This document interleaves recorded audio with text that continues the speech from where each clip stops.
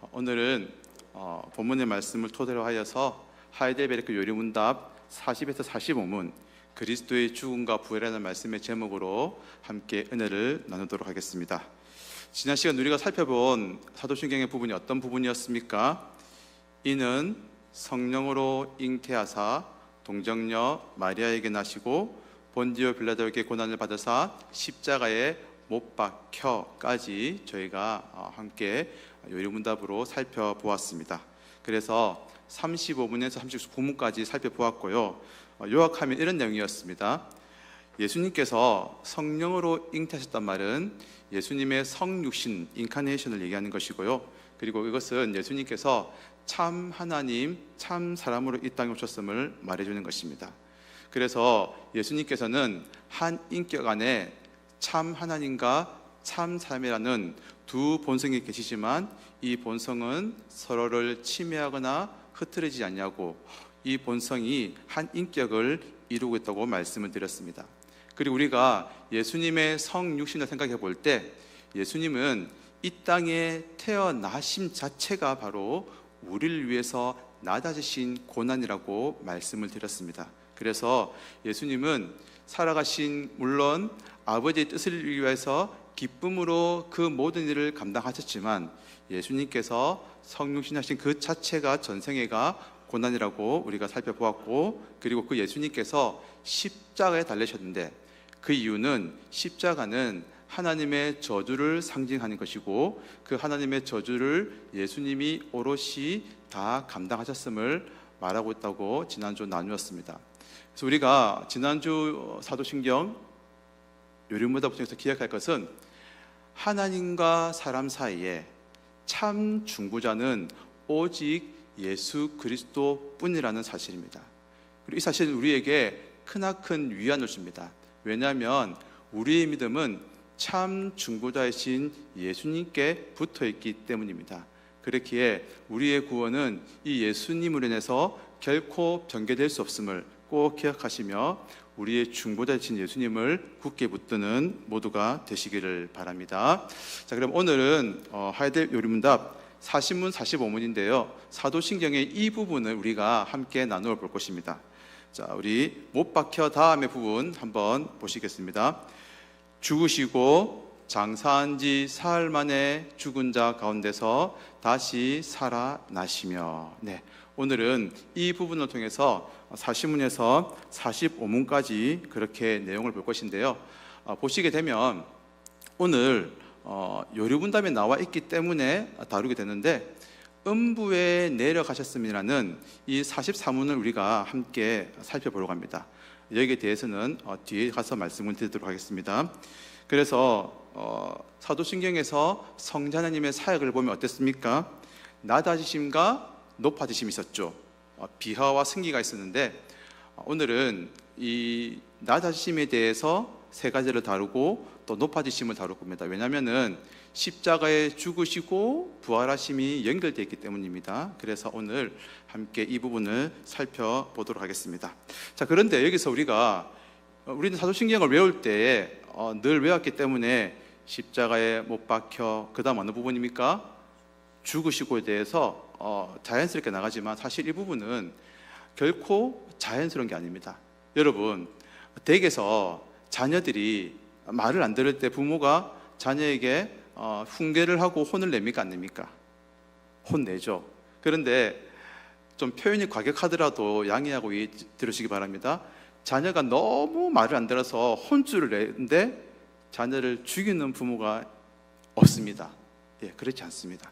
그래서 아유, 저놈은 저 자식은 죽을 만큼 미워해도 그 말에는 자녀를 향한 사랑이 들어있죠. 근데 여러분, 예수님께서는 십자가에서 죽으셨는데 하나님께서 십자가에서 그 모진 고통을 당하게 하셨는데 예수님을 십자가에 죽도록 내버려 두셨다는 것입니다. 사랑하는 아들을 죽음에 내어주셨다는 것입니다. 사실 이것은 우리에게 굉장한 충격이고 의문점입니다. 그래서 40문답은 우리에게 그것을 묻고 있는 것입니다. 제가 40문답을 읽어드리겠습니다. 그리스도는 왜 죽으시기까지 낮아져야 했습니까? 답, 하나님의 공의와 진리 때문에 우리의 죄값은 하나님의 아들의 죽음 이외에는 달리 치를 길이 없습니다. 네. 그리스도의 죽음의 이유는 아주 간단하게 말씀드리면 하나님의 공의와 진리를 만족시키기 위해서입니다. 왜냐하면 죄는 죽음을 요구하기 때문입니다. 하나님께서 태초에 어떻게 명령하셨습니까? 선악을 알게 하는 나무 열매를 먹지 말라. 먹으면 반드시, 개역 한글에는 정령 죽을 것이다. 죄의 결과는 죽음이라는 것입니다. 그래서 로마서 말씀도 죄의 삭은 사망이라고 말하고 있다는 것이죠. 그런데 중요한 것은 하나님께서는 편파적인 분이 아니라 공의로운 분이십니다. 그래서 우리가 타인에게 5,000원을 빌렸으면은 5,000원을 갚아줘야 되고요. 그리고 또 10,000원을 빌렸으면은 물론 잘생긴 분들은 한번 웃어주시면 되겠지만 저 같은 사람은 10,000원을 갚아줘야 됩니다. 예. 제가 웃어도 됩니까? 그래도 빌린 10,000원 갚아줘야겠죠. 그런 것처럼 공의는 그것입니다. 공의는 그에 상응하는 대가를 반드시 치러야 한다는 것입니다. 자, 그래서 하나님께서는 예수님을 통해서 이제 구약에서 이것을 계시하여 주시는 것입니다. 여러분, 레위기에 보면 5대 제사가 있습니다. 번제, 소제, 속죄제, 화목제, 그리고 한 가지 제사가 어떤 제사일까요? 속건제. 대단하십니다. 어떻게 하셨습니까? 예. 예수님께서 죽으심을 예언한 이사야 선지자는 이렇게 말하고 있습니다. 제가 읽어드리겠습니다. 여호와께서 그에게 상함을 받게 하시기를 원하사 질고를 당하게 하셨은즉 그의 영혼을 속건제물로 드리기에 이르면 그가 씨를 보게 되며 그의 날은 길 것이요 또 그의 손으로 여호와께서 기뻐하시는 뜻을 성취하리로다. 레위기에 있는 5대 제사 중에서 5대 제사는 속죄의 기능들을 가지고 있는데 그 중에서 속건제는 무엇이냐면은 다른 말로 배상제라고 합니다. 그에 상응하는 대가를 치러야 한다는 것입니다. 근데 이사야 선지자는 이 예수님이 어떤 제물로 드려졌다? 속건제물로. 그럼 어떤 속건제물일까요? 우리가 하나님께 물건을 빌렸을까? 아니면 돈을 꾸었습니까? 바로 죄에 대한 대가입니다. 그래서 예수님은 이 죄에 대한 대가를 그의 몸으로써 하나님께 갚으신 것입니다. 그래서 이제 신약에 오게 되면 둘째 아담이신 예수 그리스도가 이 땅에 오셔서 이제 우리를 위해서 죽으시고 살려주는 영이 된다는 것입니다. 그런데 여기서 예수님의 죽으심에 대해서 우리가 생각할 때에 반드시 기억해야 하는 한 가지가 있습니다. 우리 히브리서 4장 15절 말씀 보이시면 한번 읽어보시겠습니다. 시작. 우리에게 있는 대제사장은 우리의 연약함을 동정하지 못하실 이가 아니요 모든 일에 우리와 똑같이 시험을 받으신 이로되 죄는 없으시니라. 아멘. 예수님이 십자가에 죽으셨지만 그분은 죄가 없는 분이라는 것입니다. 왜냐하면 죄인은 죄인을 대속할 수 없는 원리 때문입니다. 그래서 예수님은 죄 없으신 분으로서 우리의 죄를 대신하여서 십자가에서 죽으심으로 말미암아 그의 몸으로써 그의 살과 피로써 하나님의 공의와 진리를 만족시켜 주신 것입니다.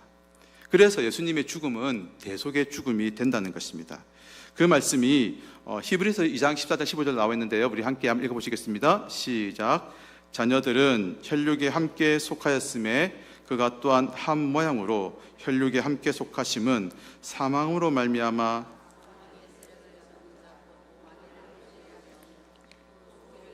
무소하는 일생에 매여 종로를 타는 모든 자들을 놓아주려 하심이니. 아멘. 히브리서 말씀이 예수님이 왜 죽으셔야 했나를 잘 알려주고 있습니다. 자녀들은 우리는 혈과육이 있습니까? 없습니까? 있죠. 그래서 예수님도 혈과육을 입으시고 그리고 그의 죽음으로써 우리의 죽음을 놓아주시는 바로 그 일을 감당하시는 것입니다. 그래서 그리스도의 죽으심을 정리하자면 다음의 세 가지로 정리해 볼 수 있을 것 같습니다. 첫 번째, 죄는 반드시 죄의 삭은 무엇입니까? 사망입니다. 죄는 반드시 죽음의 대가를 지불해야만 하는 것입니다. 하나님께는 다른 어떤 것도 대신할 수가 없다는 것입니다. 그래서 하나님의 공의는 대속의 죽음을 요구하는데 이 대속의 죽음을 감당할 이가 오직 예수님밖에 없다는 것입니다.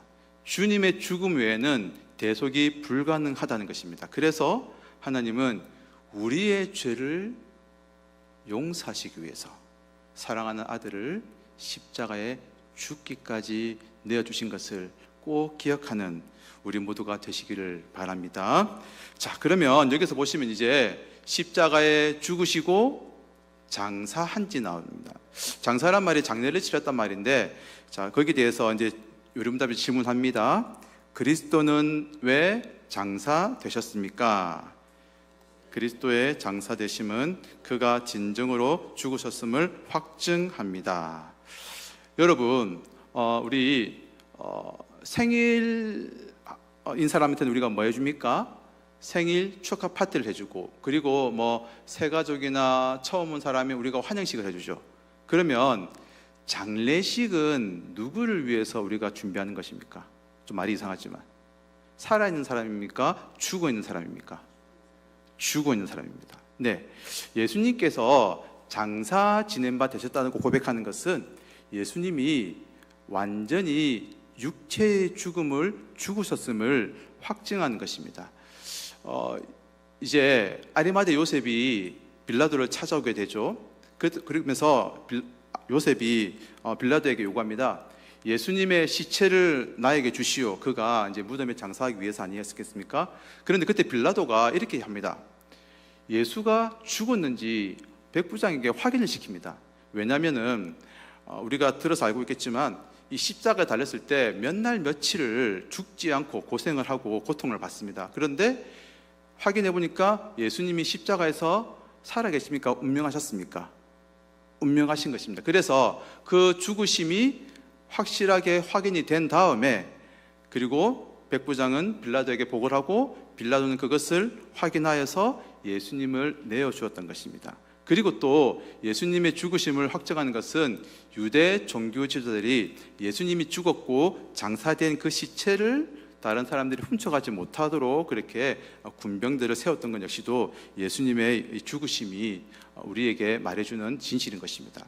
이것이 중요한 이유는 우리가 부활을 할 때 반드시 나오는 것이 뭐냐면 예수님은 기절했다, 예수님의 그 죽으심이 아니다, 또 도둑설, 어떤 환상설 이런 것들이 있는데 그것을 성경이 확실하게 아니라고 우리에게 알려주는 것입니다. 자, 그래서 예수님은 십자가 위에서 운명하셨고 죽으셨습니다. 그리고 교리문답 36문에서 보면 이런 질문이 있습니다. 그리스도의 잉태 출생의 유익이 무엇입니까? 있었는데 답이 무엇이었습니까? 잉태되고 출생할 때부터 가지고 있는 나의 죄를 그의 순결함과 온전한 거룩함으로 하나님 앞에서 가려줍니다. 그래서 우리가 사람이 태어나서 죄를 짓지 않습니까? 그러면 언제까지 죄를 지을까요? 사람은 태어나서 슬프게도 죽는 그 순간까지도 사람은 죄를 짓는 존재, 연약한 존재들입니다. 예수님께서 십자가에 죽어 장사되셨단 말은 그분이 우리의 그 모든 죄와 죽음을 가지고 무덤에 가신 것을 우리에게 알려줍니다. 그래서 이제 다루게 될 것이지만 원래 여러분 공동묘지라는 말을 들었을 때 막 기쁘고 즐겁습니까? 막 어둡습니까? 기분이 뭔가 공동묘지 간다 이러면은 뭔가 우리의 마음이 무겁지 않습니까? 무덤은 우리에게 죽음과 고통과 상실과 절망과 끝의 이미지지만, 그러나 이제는 우리 믿는 자에게는 적어도 무덤이 그렇지 않다는 것입니다. 왜 그렇습니까? 장사 지내신 주님께서 무덤에서 어떻게 하셨습니까? 부활하셨기 때문입니다. 그분이 살아계셨다 그런 것이 아니라 예수님은 죽으셨지만 그 죽으신 무덤에서 부활하셨기 때문에 이제는 우리에게 예수님의 그 무덤이, 죽음이 우리에게는 안식과 기다림의 장소로 변화가 된다는 것입니다. 자, 그래서 이제 우리에게 한 가지 질문이 생깁니다. 그것은 이것입니다. 그렇다면 과연 예수님이 우리를 위해 죽으시지 않습니까? 그런데 왜 우리는 여전히 분명히 우리의 모든 죄값을 담당했다고 하는데도 우리는 왜 죽어야 한다는 것입니다. 제가 질문 드리겠습니다. 그리스도께서 우리를 위해서 죽으셨는데 우리도 왜 여전히 죽어야 합니까? 답, 우리의 죽음은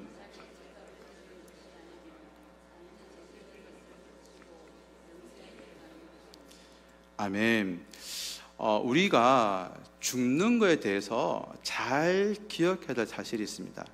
세상에서는 이렇게 얘기합니다. 어떤 일을 당하면은 아이고 저 봐라 저 봐라 죄가 많아 저렇다, 아이고 저 봐라 저 봐라 한 행실을 그러니까 막 저렇게 죽어버리네, 이렇게 얘기했지만 우리 믿는 자는 죽음이 죄값을 치르는 것이 아니라는 것을 기억해야 됩니다.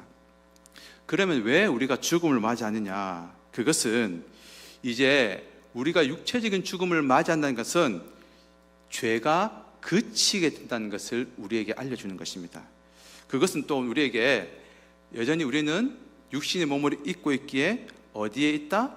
죄의 영향력 아래에 놓여져 있다는 것입니다. 그래서 우리는 더욱더 그리스도의 공로를 의지할 수밖에 없습니다.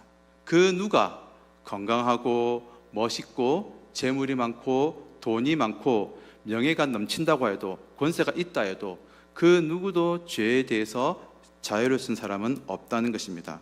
오직 우리를 위해서 죽으신 그 예수 그리스도를 믿음으로 말미암아 우리의 죄 문제가 해결된다는 것을 꼭 기억하는 모두가 되시기를 바랍니다.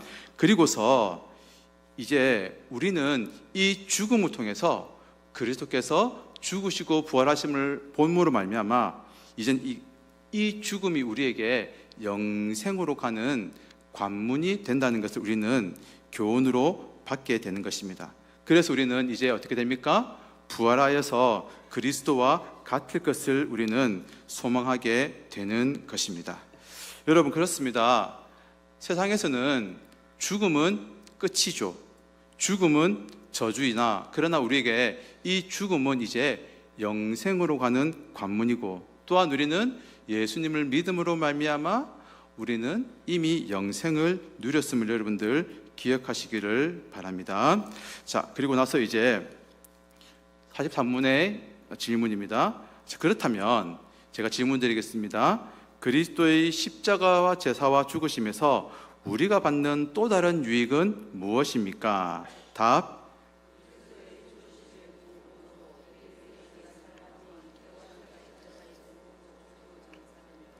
그럼으로써 육신의 악한 소욕이 더 이상 우리를 지배하지 못하게 되고 오히려 우리 자신을 그분께 감사의 제물로 드리게 됩니다. 아멘. 자, 여러분, 이제 요리문답은 그리스도의 십자가의 죽으심, 그 제사를 통해서 그 죽으심의 유익이 무엇인지를 우리에게 정리해서 알려주고자 합니다. 자, 그것은 우리가 다시는 죄의 종이 되지 않는다는 것입니다. 우리 로마서 6장 6절 말씀 읽어보시겠습니다. 시작.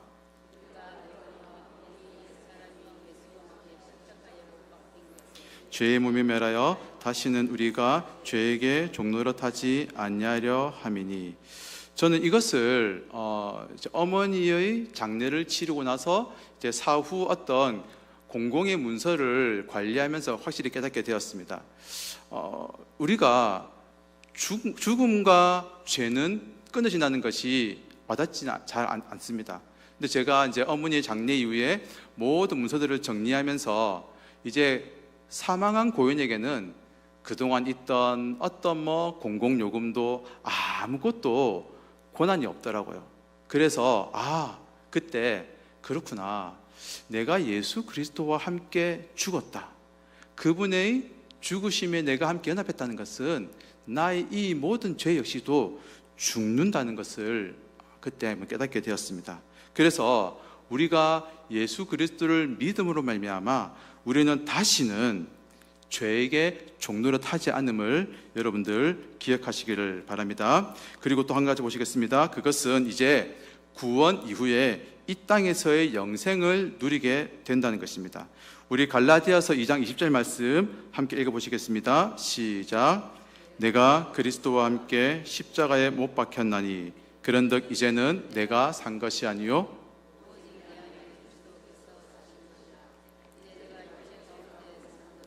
나를 사랑하사 나를 위하여 자기의 몸을 버리신 하나님의 아들을 믿는 믿음 안에서 사는 것이라. 아멘. 여러분, 이제 내가 사는 것은 무엇으로 살아갑니까? 하나님의 아들을 믿는 믿음 안에서 살아가겠다는 것입니다. 이것은 이제 새로운 피조물로서 과거의 목적과 인생을 바라보는 관점, 모든 것이 바뀌었다는 것입니다.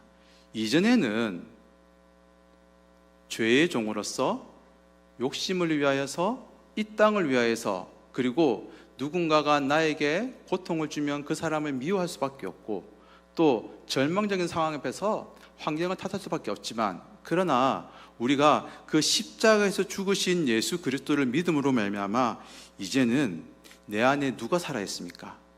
그리스도가 사시게 되는 것입니다. 그리고 이제는 하나님의 아들을 믿는, 영생을 주시는 그 예수 그리스도를 믿는 믿음으로 살아가게 됩니다.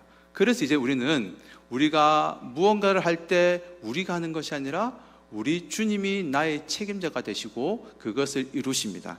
그렇기에 우리는 하나님께 감사할 수 있으며, 내 것은 내 것이 아니라 주의 것이기에 우리는 청지기적인 삶을 이 땅에 살아가며, 그리고 우리의 모든 헌신과 수고를 감당한 뒤에 나는 무익한 종입니다, 이렇게 고백하며 하나님께 영광을 돌리는 삶을 살아가는 우리 모두가 되시기를 바랍니다. 자, 그리고 나서 이제 사도신경의 순서를 따라서 이 부분을 함께 한번 살펴보면 좋겠습니다. 조금 어렵지만 이 부분 한번 요일문답에 나와 있기 때문에 보시겠습니다. 질문 드립니다. 음부에 내려가셨으면 하는 말이 왜 덧붙여져 있습니까? 답입니다.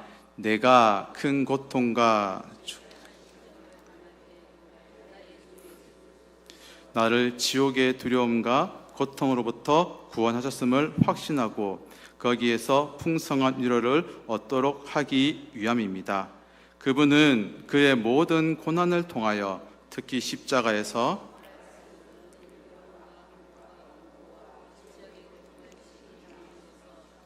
나의 구원을 이루셨습니다. 아멘. 여러분, 지금 우리는 사도신경을 한국말로 하고 있습니다. 그런데 사도신경은 전 세계가 고백하는 동일한 신앙 고백입니다. 그래서 사도신경은 언어는 다르더라도 어느 지역에 가도 다 동일한 내용을 가지고 있습니다. 그래서 사도신경을 다르게 한다는 것은, 그것은 이제 그 교회나 고단에 문제가 있다는 것을 또한 그렇게 드러내는 것이죠. 그런데 우리나라가 언더우드 선교사회에서 처음 미국 장로교에 올 때는 이 사도신경이 지옥에 내려가셨다, 이 부분이 있었습니다. 그런데 이제 이것이 1908년에 번역하고 초기에 번역판을 내는 과정에서 이 부분이 이제 삭제가 되었습니다. 그 부분에 대해서는 조금 복잡하기 때문에 넘어가도록 하겠고요. 그러나 고신총회에서 이것을 한번 연구해서 총회에서 고려신학대학원에 의뢰를 했고, 그래서 고신총회가 이것을 음부에 내려가셨으므가 이곳이 사도신경에 들어오는 것이 합당하다, 그래서 고신총회 표준 교리로서 2011년도에 그렇게 들어오게 되었습니다. 자, 그런데 이 부분에 대해서 칼빈의 기독교 강요 2권 16장 8절을 판항에도 이렇게 되어 있습니다. 제가 한번 읽어드리겠습니다. 이 문구를 누가 언제 삽입했느냐는 문제는 별로 중요하지 않다.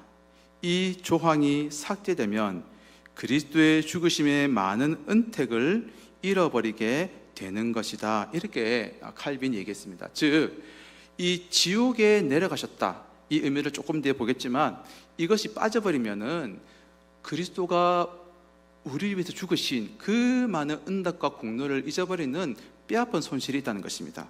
자, 대귀문답 50문에서도 이 부분을 다루고 있습니다. 제가 질문을 읽으면 답을 해주시면 감사하겠습니다. 그리스도께서 죽으신 후에 어떻게 낮아지셨습니까? 그리스도께서는 죽으신 후에 묻힌 바 되어 제3일까지 죽은 자의 상태로 사망의 권세 아래에 계셨습니다. 이를 다른 말로 그가 지옥에 내려가셨다고 표현한 것입니다. 아멘. 여러분, 이 음부의 의미는 쉽게 얘기해서 지옥과 비슷합니다. 그런데 장소가 아니라 그리스도가 십자가에서 당하시고 처하시고 겪으신 상태를 설명하는 의미라고 보시는 게 더 좋을 것 같습니다. 그래서 그리스도께서는 그 십자가 위에서, 여러분, 우리 인간들 중에서 지옥에 가본 사람이 있을까요, 없을까요? 아무도 없습니다. 그러나 예수님을 믿지 않으면, 그리스도가 없는 자들은 나중에 지옥의 고통에 떨어지게 될 것입니다. 그런데 중요한 것은 예수님께서 우리의 모든 죄를 담당하시고 우리가 지옥에서 겪어야 할 그 모든 하나님의 저주와 진노를 친히 당하셨다는 것입니다.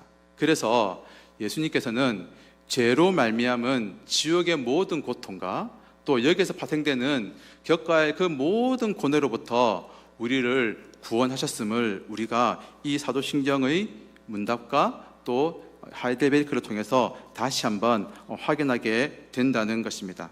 그래서 성경에도 그런 말이 있습니다. 한평생 죽음에 두려워 떠는 자들을 예수님이 구원하여 주신다. 사실 여러분, 우리 모두는 죽음에 대해서 두려움이 있습니다.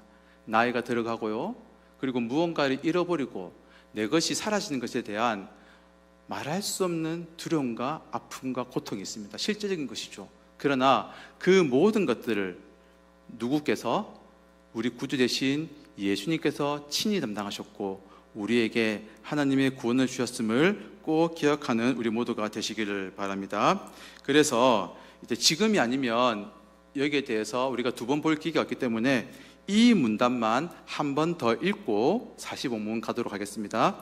제가 한 번 더 43문 질문 드립니다. 음부에 내려가셨으라는 말이 왜 덧붙여져 있습니까? 내가 큰 고통과 중대한 시험을 당할 때에도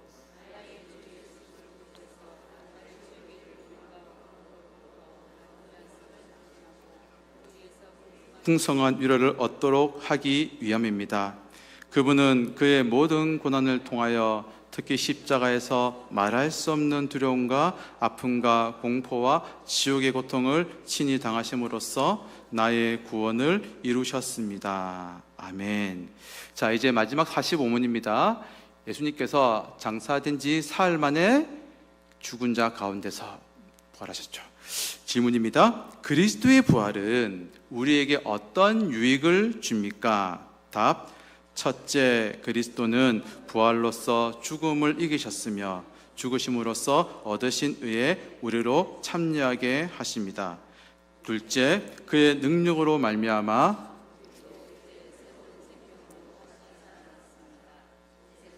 그리스도의 부활은 우리의 영광스러운 부활에 대한 확실한 보증입니다. 아멘. 그리스도의 부활의 주인 유익을 마지막으로 살펴보시겠습니다.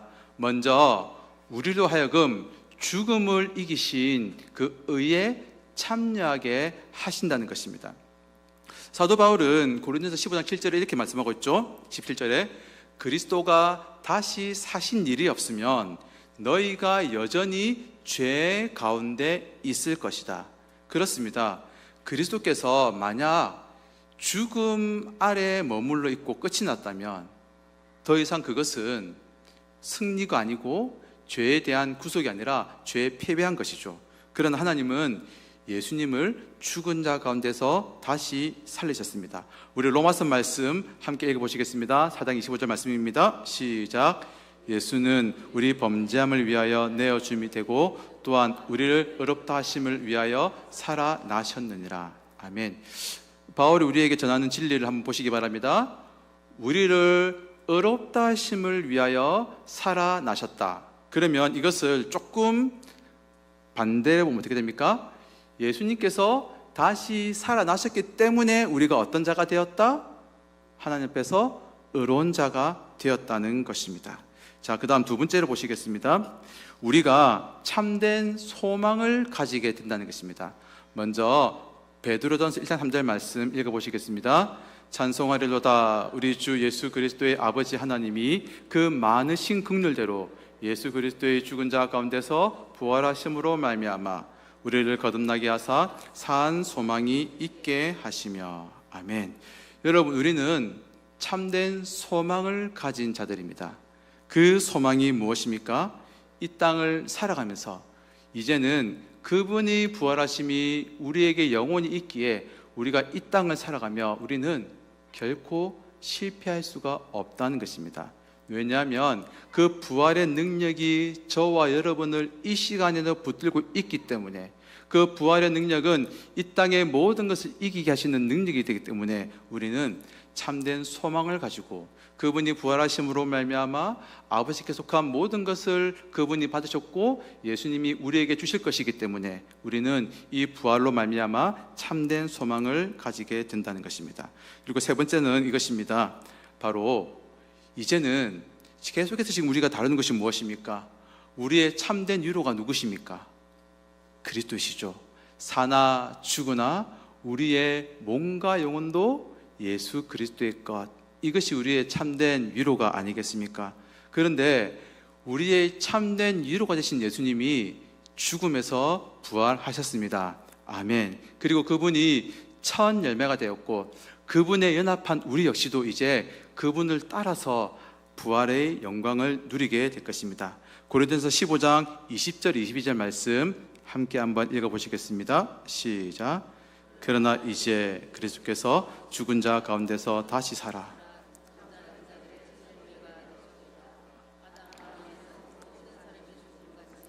그리스도 안에서 모든 사람이 삶을 얻으리라.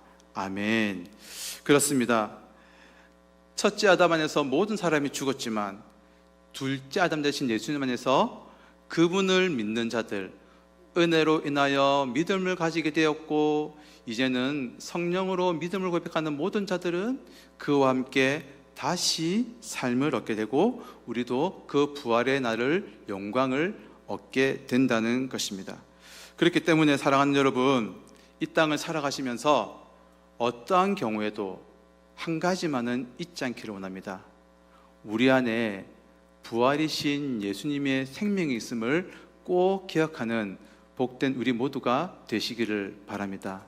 그 예수님의 부활의 생명은 죄와 죽음과 사망과 저주와 인류의 고통과 지옥의 모든 것을 깨치신 바로 하나님의 참 능력임을 깨달아 알며 그 하나님의 능력과 부활의 생명이 우리 안에 있음을, 그리고 그 믿음이 바로 오직 한 분 그리스도께 있음을 고백하며 나아가는 복된 모두가 되시기를 간절히 바랍니다. 함께 오늘의 말씀 요약 우리 한번 보시겠습니다. 우리 빨간 글씨 한번 읽어주시면 좋겠습니다. 첫째, 예수님은 십자가에서 하나님의 공의를 다 이루시고 죽으시고 장사되셨다. 사랑하는 여러분, 예수님은 십자가에서 우리의 모든 죄를 친히 담당하셨습니다. 그래서 이제는 여러분, 예수님께서 하나님께 우리가 갚아야 할 죄를 남긴 것이 있을까요? 아니면 모두 다 갚아주셨을까요? 모두 다 갚아주셨습니다. 그분의 부활은 확실한 구원이고, 그렇기에 이제 우리는 그 하나님을 믿으며 하나님을 주신 그 예수 그리스도를 따라 살아가는 우리 모두가 되시기를 바랍니다. 여러분, 그러나 여기서 우리가 또 한 가지 기억할 것은 이것입니다. 그분은 죄가 없으시다는 것입니다. 무지한 분이시지만 저와 여러분을 위하여서 십자가에서 모진 고통 당하시고 죽으시고 장사되신 것, 죽기까지 저 여러분 사랑하셨다는 것을 꼭 기억하시기를 바랍니다. 둘째입니다. 둘째, 예수님은 죽으시고 장사되셨으며 지옥의 고통을 겪으셨다. 그리고 사흘 만에 우리를 위해서 부활하셨다. 아멘. 여러분, 예수님이 부활하심은 바로 우리에게 참된 소망을 주시기 위함입니다. 한평생 눈물과 고통 가운데 살아가는 인생이 아니라 이제는 그 부활이신 예수님으로 인해서 하나님이 주시는 그 영생을 누리도록 예수님이 십자가에서 죽으시고 그 지옥의 모든 고통을 겪으시고 사흘 만에 부활하신 것입니다. 그리고 이제 예수님을 믿는 우리 역시도 그 부활의 날을 지금 기다리고 있습니다. 그렇기에 지금 살아가는 이 순간순간이 바로 우리에게 예수의 생명으로 살아가는 한날 되기를 바랍니다.